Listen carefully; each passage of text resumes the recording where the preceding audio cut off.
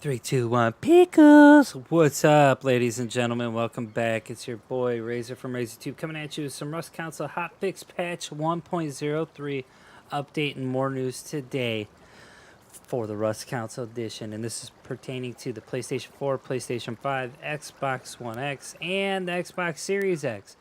If you're new to the channel, drop that sub and like right now. And I'm your boy RazorTube coming at you with the Rust Console news today.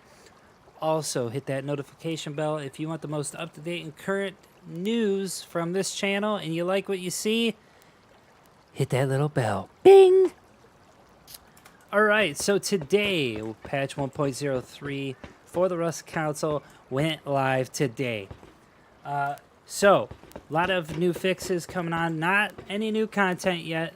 Not any new content. This is just a patch to fix some of the in-game buggy issues and whatnot that's been happening for us Rust Console players. So let's get into the news and talk about exactly what they fixed there at Double 11. We love this game. It's been awesome, even with the bugs. But, all right, let me bring it up. So, today in a tweet at Rust Console Edition, you can find them on Twitter at PlayRustConsole. They posted, patch 1.03 is live for Xbox. PlayStation will follow as soon as possible. If you want to read more about it, there's a new blog post on their website. Right now, their website's not working for me, but I already know what they're going to be fixing anyways, so I'm just going to go ahead and talk through it, and then we'll be able to, you guys can comment down below and let me know what you think once you get the patch. I want to know exactly what's going on. Anyways, so for these guys at Double 11 Studios, they've been working tirelessly on this game for us, and thank you very much for doing so. With patch 1.03 that launched live today, they fixed internally random 5-second freezes. So what that meant was in-game we were having a lot of issues in patch 1.2 where you'd basically be running, you'd get into fights with multiple players, there'd be a lot of moving pieces around your in-game character, and you would freeze for 5 seconds, like so. So that means in the middle of a raid, you would basically, freeze. You could die from another player in-game, or if you were just using explosives, trying to swim away from a bear, you would freeze and most likely perish.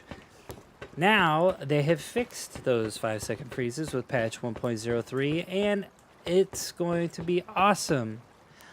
Let me tell you something right now. They've also fixed some team issues as well for us. Those team issues include when you go to create a team and invite people, like your friends, to a team. Now that should work. Now, before, the issues that we were having is that most of the time when you go ahead and create a team inside of Rust Console, it's kind of like, you'd create a team here. Obviously, this is on PC, but once you create a team and you go to invite some of your friends, it wouldn't queue them to accept the invite. So your friends, it would cause them to go ahead and log off the game, reload it over and over again until they get into your team. Or it would cause the team leader to log off, and it would just provide just tons of issues to most of the Rust Console players, and apparently that is fixed now in 1.03. Now, we were seeing a lot of that in 1.2, and I know it was a little bit difficult to navigate it, but if you did reload the game, it did work still, as long as you kept trying and trying and trying. But all said and done, Double 11 came out on top. They've conquered those issues. Now, let's talk about proximity chat, because I know this has been a big question inside of my chat, on videos, and whatnot. I do know one thing for sure, is that with this patch 1.03, there's, I think, some fixes around it. Now, I'm not sure what those fixes are going to be, but I know that the team communication was terrible, because if you invite random players to your team that you just met, you typically want to talk to them in-game before you invite them to a party, and we were having the issue to where we couldn't even talk in-game at all. So apparently with patch 1.03, we might get that fix. Not might, we will get the fix for the proximity chat. Now, do remember, when you guys load up your Rust Console Edition games on your PlayStation and Xbox, if you guys are having issues, make sure that you guys are using that QR code right before the loading menu up in the upper right-hand corner of the screen to give them your feedback about their game. These developers can't fix anything about their game unless you give them your undivided attention by providing them with feedback about the Rust console. All right. Also, they fixed the ladders not being climbable. Now, not being climbable is kind of it's a little bit of a stretch, right?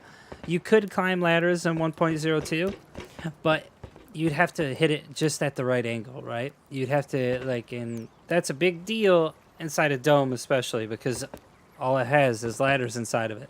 You'd have to go up to a ladder, and this is for you guys, the new folks. You'd have to go up to a ladder and barely look up and then walk forward.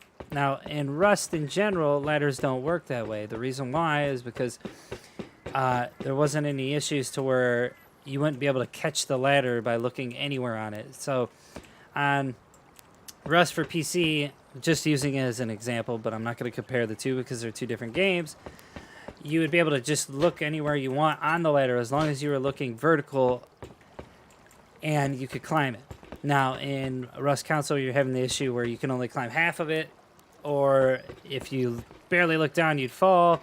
If you would look too far up, you wouldn't be able to attach to it. Now that is fixed. So being able to climb up to the top of people's bases and raiding them is definitely easier. So thanks, Double 11. That was huge.